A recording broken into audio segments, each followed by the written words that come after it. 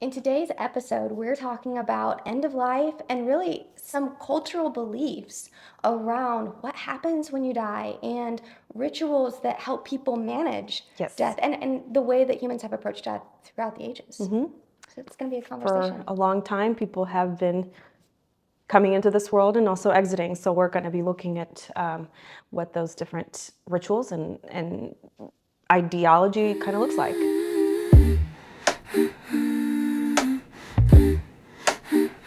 And then they wonder, what does it mean Here we to go. live and Hey guys, I'm Becca with the And Then They Wondered podcast, and I'm here with my co-host. Carolina. Hi, everyone. What are we talking about today? Today we're talking about a good death. Like you said earlier, humans have been dying for as long as humans have existed. And there's a lot of things that throughout history people have done to integrate death into the culture as a healthy part of the human experience. Yeah. I think largely in the West, we kind of don't talk about it. It's very hush hush. But we do have our own traditions as well. And I think exploring those early on is very beneficial for how we continue to live. Many people don't realize that what you think about death is how you really live your life. It's so true. It's so true. And cultures who incorporate death into their culture tend to really have a more maybe balanced sense of how they're going to live their life. And it helps us keep our priorities in order, I think. Yeah. I wonder somewhat if death is a struggle in the West because it goes against so much of what this self-made man kind of ideology. This I do it myself. I manifest everything the way I want it. I create my own life. I am the master of my destiny. And then all of a sudden you get up to this thing that's like you can't control. Right. It's so much bigger than you. It's a timeline that you have no power over. And so I think for a lot of us, the way we've managed that is just to kind of ignore it. It's like Yeah. the ostrich with its head in the sand. Like this is the thing we're not going to talk about. But I think looking at specifically cultures who do this better can teach us a lot about not only how we want to die, but how we want to live. Yeah, absolutely. I think a lot of times, and I think this is true of anything, if you ignore it, it's going to be a problem. It haunts you. Right. I mean, you just have to deal with it. And I think that it's healthy and it's good. And we encourage you all to do that and come on this journey along with us. Exactly. Yep. In preparation for this podcast, you've been reading a really cool book this week. Yeah. You want to talk about that for a minute? Sure. The name of the book is called Curious Coffins and Riveting Rituals. Super fascinating. I'm only on the intro part too, but hopefully I can kind of talk a little bit more about that. And if you all are interested in us doing a deep dive on some of the concepts of this book, we're more than happy to do that. Yes, that would be a great follow-up episode. Oh, yeah. Well, one of the things I think you said they mentioned was just this concept of that one of the oldest concepts in recorded human history is this idea of an afterlife. The question about what comes next. The idea that we probably existed before we were birthed. In some form. In some form, before we were birthed in the world. And then we move into, again, that existence that we just don't remember. Yeah. Either it's a similar form or something different, we don't know. But the way that it's been treated across cultures and millennia, is that we celebrate and have rituals around birth. And we also celebrate and have rituals around, becoming an adult. And we also have rituals and celebrations around death and dying. And I think that those are really important to look at because, again, we kind of just like, it's not a thing. We just try to ignore it until we get there. Yeah, but other cultures, and they do it so beautifully. Even animals do it, which is Yes, cool. that was so fascinating. Yeah. In some of our research for this podcast, you were looking at Yeah. some of the ways that even, wasn't it ants or specific kind of? I mean, there's several. I think the one that kind of comes to the forefront of my mind is elephants. Yes, the elephants. Tell me about that again. Yeah, okay. So you got, African elephants and Asian elephants, and it was interesting that they do these rituals kind of differently. Even though they're the same species, essentially, elephants, you have the African elephants and the Asian elephants, but they treat death differently. So what are some of the differences? Yeah, one will, and I can't remember which one, so my apologies, everyone. One will actually bury their dead. Yeah, like in like a ditch. Yeah. Do they cover it? They'll cover with leaves and dirt and grass, sticks, whatever. And they will return to this, or no, they don't return to the site again. So it's They buried and we leave. and they leave. And so that's kind of their ritual. And then the other one is they don't necessarily bury, but they do cover. And then that's the site that they do return to. They return to check on them. Yeah. Wow. Yeah. That's And so interesting. it is interesting because, you know, if you know anything about elephants, they're always migrating, Yes. you know, and traveling. Yes. And so, you know, returning back to the spot where their loved one passed was fascinating to me, or avoiding the spot where their loved one passed. No, don't go there. Yeah. That's so interesting. Yeah. Well, that kind of leads us, that's a beautiful kind of segue into talking about the different cultures throughout the world that humans observe. Yeah, let's do it. The cultural death studies we dived into, we had Mexico, Dia de los Muertos. So do you want to talk about that tradition? I'm not Mexican, so I don't know. Yeah, so this is kind of a day to honor, correct me if I'm wrong, but this is the day where you really honor the people who have passed. And I believe in our research we looked at, they bring food to the graves. There's food involved. There's food involved. Always. I just think our big takeaway from this conversation is there need to be more food involved. In anything that you do, in all the celebrations. All the things. Celebration equals food. And so if we're going to have a celebration of life, we're going to need some food. Yes, That's, absolutely. That's the big takeaway from this conversation. Yeah.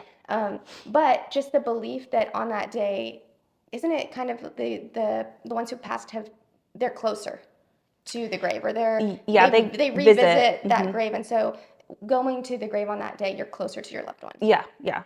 And I think movies like Coco and The Book of the Dead kind of do that a little. They do that pretty well, and talk a little bit about that culture. But it's something that they go back to every single year. It's a tradition.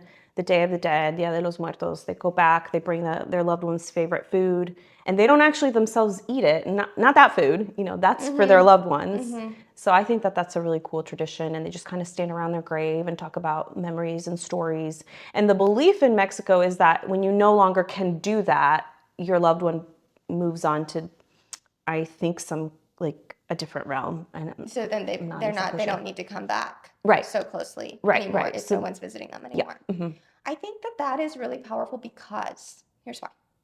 Tell me. Because when you're dealing with grief, if you don't have a way to honor that person, it almost creates a container for on this day, we remember, we honor, we celebrate this person's life, and we allow our grief to be here. And then we continue on living life. Life continues on. But in the United States, specifically, I don't know that we really have that. It's like, say goodbye at the funeral. Now you maybe get 3 days off from work, maybe, unless you used those when your loved one was passing.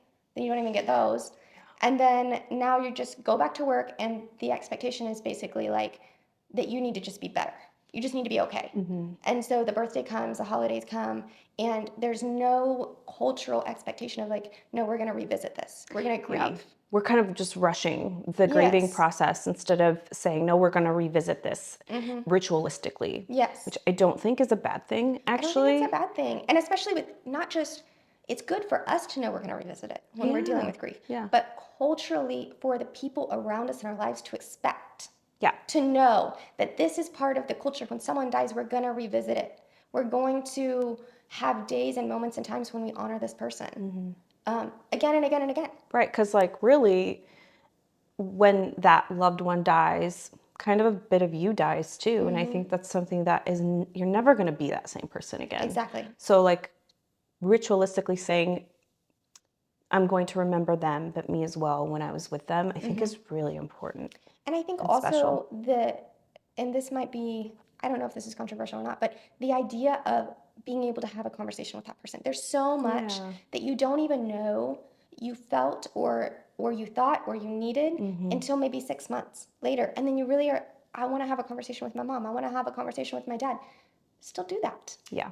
I think we that's make important. it so separate and so far away that we think we can't talk to them anymore. But creating space for that and making sure that we do, when we feel that desire to have that conversation, do it. Yeah. You know, that's really important. I mean, sometimes I do that with my grandma, you know, like, you know, because she passed away, but her birthday was the day before mine, and we would always celebrate it together. So sometimes I'll just, on her birthday, I'll just, you know, kind of talk to her and be like, we'd be celebrating today, and give yourself that space, you know, to grieve and and yeah, converse with them. Like, well, I wonder what we would be talking about. And I've had several conversations with my grandma, where I'm like, well, I have 3 kids now, and I would probably be calling you for advice about one of them and things like that. So yeah, I think that that's really a good space to be able to do that if you can. Tibetan sky burial is cool. You want to talk about that one? Yes, this is the one where they offer the bodies of the person who passed to the birds of the air.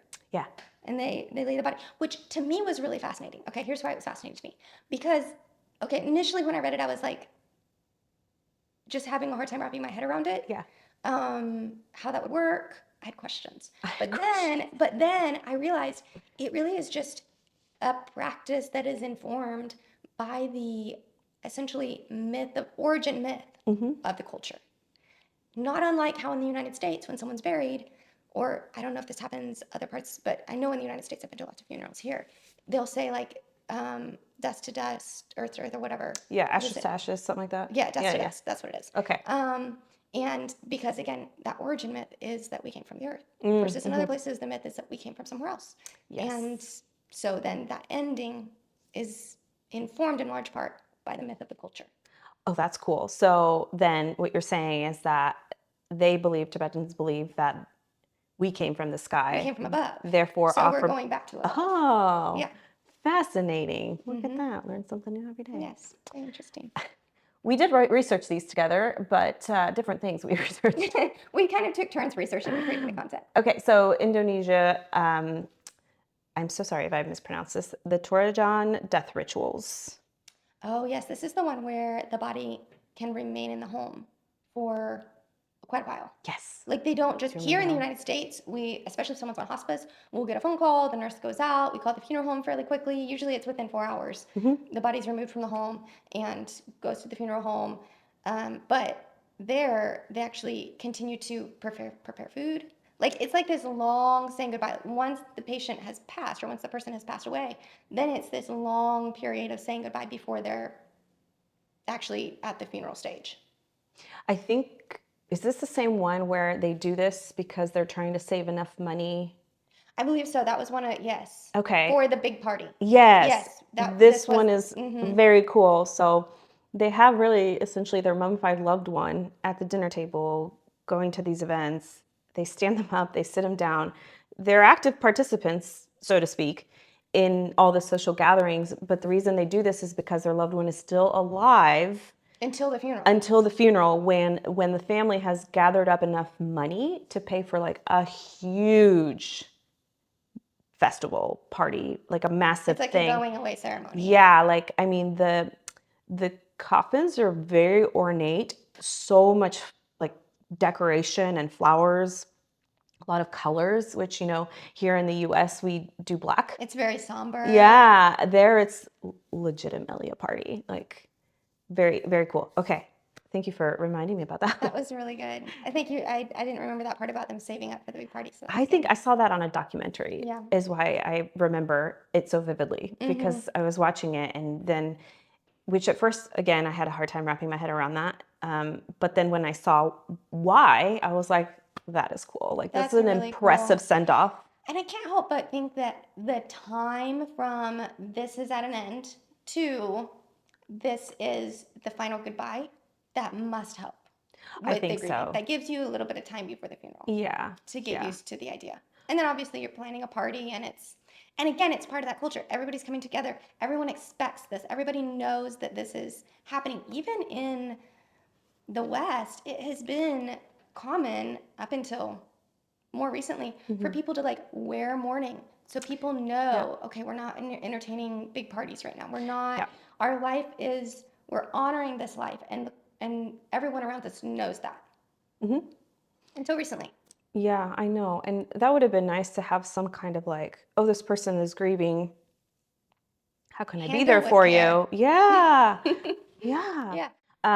So the next one is the Jewish death and burial rituals. And I kind of wanted to talk about these specifically because they're so extensive. So this is part of the watching one where the body is watched over for a period of time. And during this time, the Psalms are recited.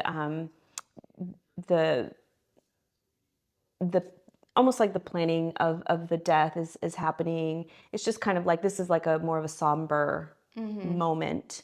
The next one is the purification, and this is where the body is ritually washed and clean, which is kind of what you mentioned. And that's they have a very specific specific way of doing this, with like oils and herbs and, embalming practices, like the what's that thing called? I don't know. The Shroud? shrouds. Thank you. So it is very specific, and I think that there are people specifically trained in this Yes, too. that's what I was told at Oh, that okay. one death that I attended, that they had women who were specifically Okay. trained, and that's what they did, Yeah. like a team.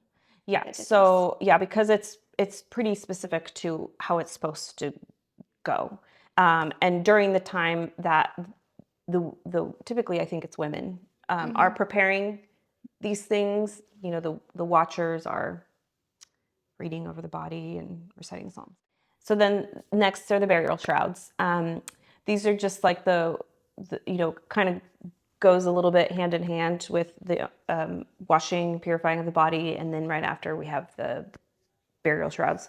And so those are just plain white, really linens, and those are kind of there to ensure that everybody has an equal death. Everybody is equal in life, and so everybody is equal in death, which I think is a really, really cool concept. I think so too. I think that is. There's a lot of truth in powerful. that, I think. It is. Birth and death are kind of the great equalizers. Yeah. Like, no matter how much you attain of what we as humans think is worthy of attainment Right. in this life, at the end of the day, we all die. Yeah. And we really take nothing with us. So Exactly. besides So- these white garments. Yes, it is. It is a beautiful way of looking at that, and I think also, if you think about within the community, it just nobody has to feel ashamed of what they can or can't Yeah. afford, Yeah, that's true. because it's all going to be the same. Yeah. So that's cool. The next one is, I think is, how do I say it? I think it's a good process in the morning. Okay. You tear Oh, your the ripping? garments. Yes. Yeah. Yes. It's just like an outward expression of, this is tearing me apart internally, Yes. that my loved one has died, and you rip the garments. I think there had been other cultures, I don't know if this is true today, but they would pour kind of like sand on their heads, like as an act of mourning. Like, this is like a very visible act of mourning. I think the practice of allowing your body to physically grieve Yeah. is powerful. Yeah. Because so often we're just trying to hold it all together. And the body doesn't forget that. It needs a way to release those big emotions. It needs to be allowed, and our bodies need permission to process the grief that we're feeling. There's a lot of different ways you can do that, but holding it, just never expressing your grief physically, is honestly Probably detrimental to your own health. detrimental to your health. Yeah. It really is. But I think like that outward sign of grief is almost giving yourself that permission to really grieve. Like, I mean, you're tearing your clothes. Yes. I think at that moment I would just scream, Oh, for sure. And I know? think that there's this element of, we think we're individuals, but we're not. We are we're so connected to everyone around us and everything around us. And to think that someone who's close to us can pass and we can just cry some tears and move on and be the same, or that life is going to look the same, or that we're going to look the same as we move through that grieving process. It's just not true. The reality is they were part of you. Yeah. Whatever that looked like, they were part of you. And so you are going to now evolve into a new you through this process. And part of that is letting your body grieve as well. Absolutely. I know we always talk about birth and death and, the parallels. It's like a bell curve, really, if you think about it. It really is. But you think about when you're a mom and your body goes through that transition of pregnancy, it's always forevermore, no matter what you're going to do, what you do, it's going to be a body that birthed a child. And it never is the same. Always going to we can attest to that. It's always going to have the landmarks or whatever. It's always going to be like, you had a baby. The you that before you had a baby and the you that after you had a baby is different. And it's kind of the same way when you're someone who's carrying someone through the passing process. you're almost like the midwife, or you're like if you're a family member, not less the midwife, more the hospice nurse. The Like hospice midwife. nurse, yeah, It's like the I midwife. would say. But you are in that position where you aren't going to be the same. The you that comes out of this won't be the same, nor should it be. This is happening in your life at this time, like as a journey that you're meant to take. Mm-hmm. So letting yourself grieve the way you need to. Yeah. Because that's what allows you to be who you need to be. Yeah. That's beautiful. Thank you. Okay. Thank you for coming to my TED Talk. You're welcome anytime. The next is the burial. Typically, they don't cremate. They prefer burial. So the reason for that is it's a bit ritualistic as well. They put dirt kind of like we would. Like just almost, they grab like a handful of dirt and then they do like bits of dirt to just kind of slowly say goodbye, and then they are fully buried. But there's no such thing as like viewing of the body or like. So that would just be like over the shroud or over if they use like a casket. Yeah, over yeah, that. Okay. yeah. Because there's no like viewing. That's not something that they do traditionally. No, I think that's more of a custom probably here in the West. And probably in some part because if you think about it, all these other cultures we've talked about, they have a way to go back and visit. Either the mummified body is staying in the home while they save up for the funeral, or they're going to go back and see them again in a year on the Day of the Dead, or they're going to see them in 5 to 7 years with the turning of the bones, or whatever it is. I meant mostly like at the funeral. But yeah, at the funeral. Yeah. Here, that's like our final goodbye. Yeah, it is. You're never going to see that person again. Yeah. And also, it's like quickly removed from the home and then never see again. So really, like your final goodbye would be the viewing at the funeral, where you know, like or like American, because traditional American funerals. No, I think that you brought a really excellent point, because in other cultures they do go back to view it. Even in the Jewish culture, they're watching the body and viewing it while they're doing their. Yes, it's a much longer process of goodbye. Like, there's the watching that we talked about. There's the shroud. There's all this ritual before that goodbye versus. Yeah, that's a really, really good point. Here it's not. Thank you. That's interesting. It just came to you, huh? It's just interesting to me. Grieving ceremony and stages. So this is kind of like after the fact. So, the time between the death and the burial, that's where you kind of focus on the funeral preparation. So there's not a lot of like grieving. So after they have their traditions from the death to the funeral, and then after that they have like their actual grieving, which is beautiful, honestly. Isn't it sitting in silence for 7 days? For the first 7 days, yes, that is what they do. They stay at home, and they just kind of support one another in community, in silence. Mirrors are covered. They kind That's of like, good, 'cause honestly, nobody wants to see how they look when they've been just sitting around crying. Yeah, they do like low sitting. Sit low to the ground. Yeah. Again, that's bringing in the physicality of the grief. That's you're changing your posture. body, your posture, allowing your body to recognize and acknowledge the grief that the body needs to process as well. And then for 30 days, mourners do return to work, but they avoid public entertainment and parties. So, I'll go to work, but I'll essentially come home for 30 days. There's not a lot of, if you're like, hey, Carolina, do you want to come out and go to this party with me? And then I say, no, I'm in mourning. And that's just kind of like okay, so for 30 days, that's not happening. Nothing like that is happening. And I think that's also kind of like a time of like just somber moment.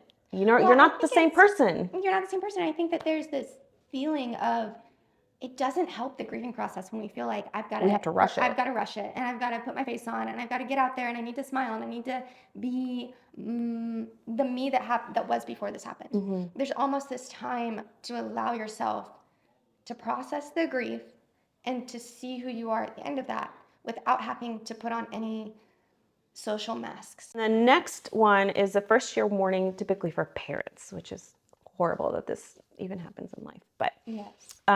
For parents, they take 11 months of mourning, essentially. So this is kind of involves daily prayers. I can't remember. I cannot say the name of the prayer. Nope, I'm not going to try. Kaddish. Nope, I wanted to try. Kaddish prayers for 11 months every single day after their child has passed. Wow. Okay. Yes, that losing a child is Whole other thing. a whole other ballgame. So that is really, I think it's interesting too, because these are the traditions that have been around probably since Jewish people have been around. And